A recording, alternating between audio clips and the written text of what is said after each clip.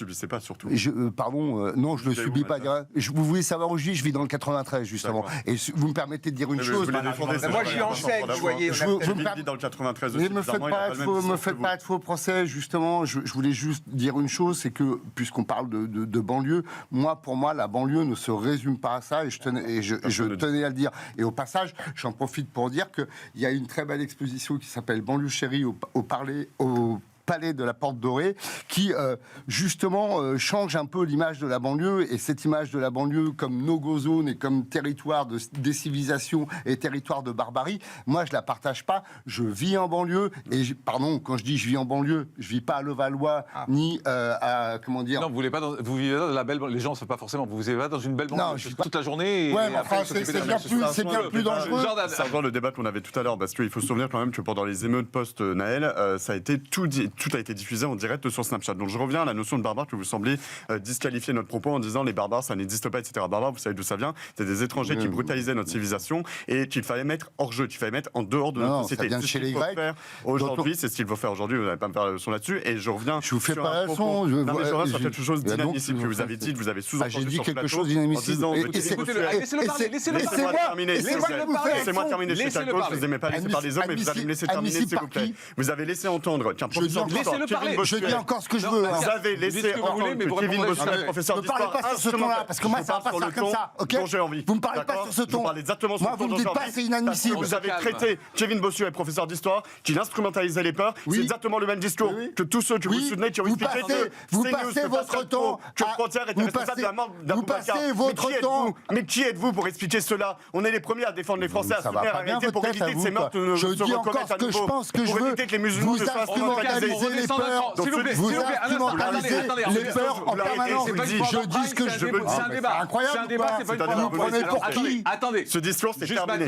Vous ne l'expliquez pas. Ce discours, c'est terminé. Mathias, vous allez répondre. Franchement, mais c'est incroyable. Vous allez répondre, mais vous savez, c'est inadmissible ce que vous dites, monsieur. C'est bon. Mais vous vous rendez compte ? Mais vous êtes un facho de première bourre, quoi.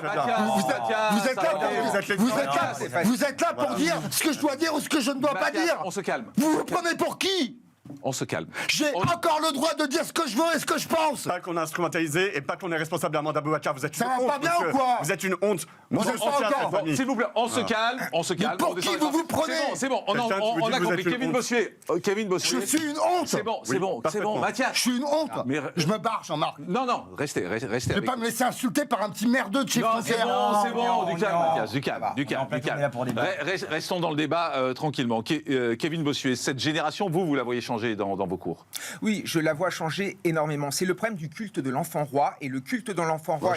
Non, Mathias, Mathias, c'est ridicule. Mathias, c'est ridicule. Mathias. Oh, mais ça va pas bien.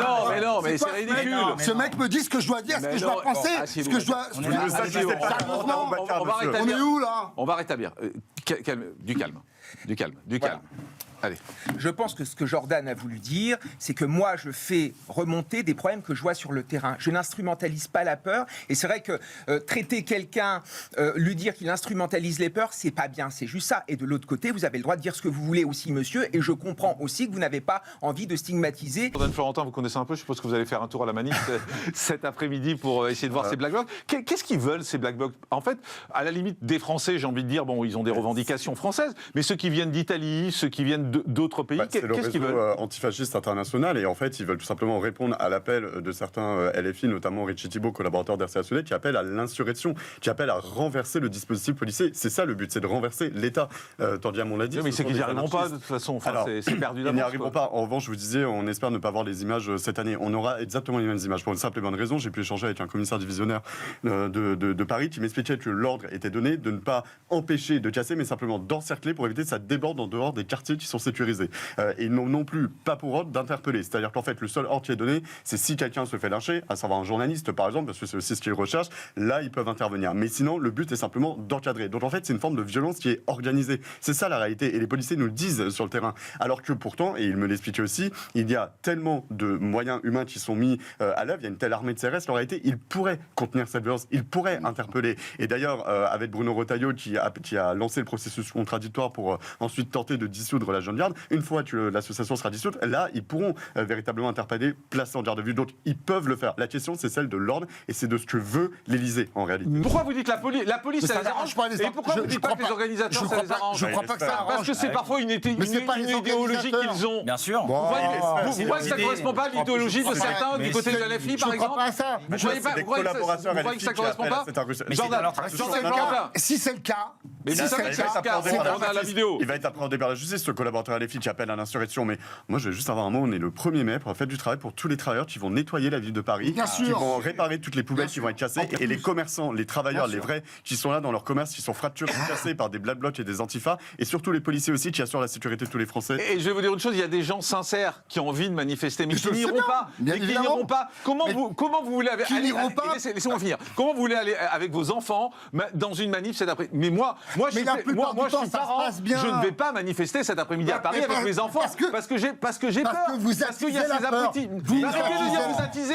Vous regardez la réalité, c'est pas attisé. Mais la réalité, c'est que la plupart du temps, dans 95% des cas, les gens défilent. Avant le 1er mai, ça sert Mais bien en oui, général. ça se passe bien. Mais c'est faux, c'est faux. Je l'ai fait Michael combien de Sherman. fois, j'ai jamais Mais bien sûr, vous passez avant la fin, vous partez à 17h. Arrêtez. Et ce 1er mai, il est dénaturé aujourd'hui. Bien sûr, parce que la LFI n'a plus que la rue. En réalité, la gauche n'a plus que le pavé en fait à jeter. Ils ont tout communautarisé. Donc en fait, ils vont séduire leur électorat sur la Palestine, sur Gaza. On parle plus du travail, on parle plus du social. Là, la grève de la SNCF, il peut y avoir des revendications qu'on peut débattre, qu'on peut essayer d'entendre. On va pas en parler. Enfin, et encore une fois, c'est tous ces commerçants qui vont être lésés, c'est tous ces policiers. Et puis il faut rappeler une chose quand même aussi sur la police, parce que c'est la vraie seule question qu'on devrait se poser. Oui, il y a deux formes de violence. Il y a la violence des manifestants et il y a la violence qui peut être brutale, qui doit être brutale, la réponse de l'autorité de l'État. Sauf que la vraie question à se poser, c'est pourquoi on a oublié l'idée que celle de l'État, elle était légitime. Parce que dans un pays démocratique, l'État a une police, et une police légitime, qui a légitimement le droit d'user de sa force